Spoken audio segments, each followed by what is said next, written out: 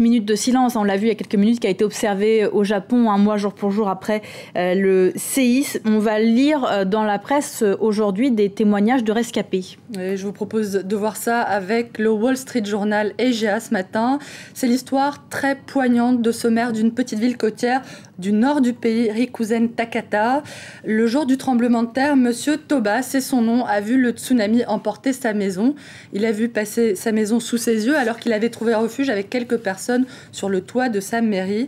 Dans cette maison qu'il a vu passer, il y avait sa femme. Il a alors pensé tout lâcher pour aller la chercher, pour aller la sauver. Mais le maire de la ville qu'il est n'a pas voulu abandonner ses administrés. Un mois plus tard, il nous raconte qu'outre son propre deuil, il doit faire face évidemment à la complexité gigantesque de la reconstruction. Sa maison est détruite, sa femme est disparue. Il dort désormais dans son bureau.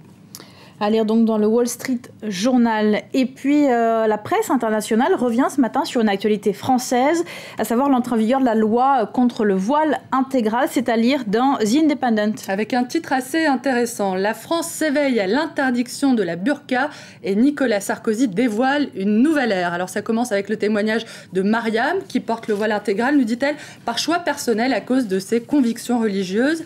Elle est française, d'origine tunisienne, et ses parents n'ont jamais approuvé son choix, nous raconte-t-elle. À partir d'aujourd'hui, et pour la première fois depuis 5 ans qu'elle porte la burqa, elle va devoir sortir dans la rue à visage découvert. Elle a décidé de respecter la loi, mais elle quittera son domicile aussi peu souvent que possible. Comme Mariam, la plupart des femmes qui portent le voile intégral respecteront sans doute la loi, nous dit The Independent, et seules quelques-unes s'apprêtent à l'enfreindre.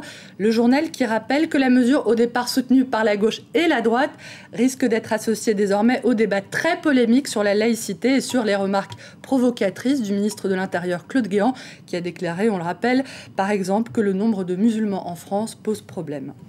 On passe maintenant à l'actualité en Côte d'Ivoire avec cette nouvelle nuit de violence. Laurent Gbagbo, lui, toujours retranché dans son bunker. Il y a de nouvelles informations qui sont tombées ce week-end sur les exactions commises par les deux camps. Je vous propose de voir ça brièvement ce matin avec un petit dessin publié par le Temps de Genève.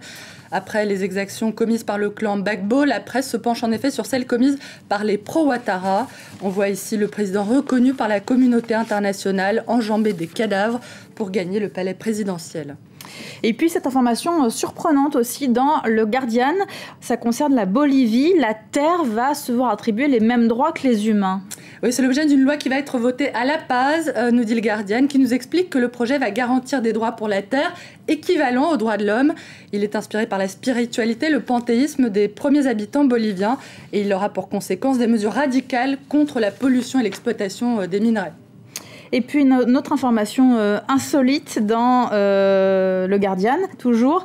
Les cerveaux des quadragénaires seraient les plus performants. Figurez-vous que le dommage, on n'est pas quadragénaire. Mais ça va venir. Donc c'est un article effectivement sur la magie de l'esprit des quadras. Si vous avez la quarantaine, ne vous préoccupez plus, nous dit le journal, de ces clés que vous oubliez constamment. Quand il s'agit des choses importantes, votre cerveau est le plus performant, car c'est le moment, quand on a 40 ans, où il a développé des systèmes qui permettent de trancher aisément les problèmes les plus complexes, d'y trouver des réponses concrètes. Bref, tout va pour le mieux. Ça donne presque envie de vieillir, effectivement. Ouais, pas sûr. On termine avec The Independent qui consacre un article très majeur, j'ai envie de dire, sur... Question cruciale. Voilà, le port du short chez les hommes. Les ventes de shorts sont en hausse, du coup, il y a cette question qui se pose. Sont-ils bien portés? Oui, parce que c'est pas tout de porter le short, encore faut-il l'accorder avec le reste. Et du coup, je vous propose un petit quiz ce matin. Alors, on a une première photo, un petit combiné short espadrille. Deuxième photo, c'est short et basket.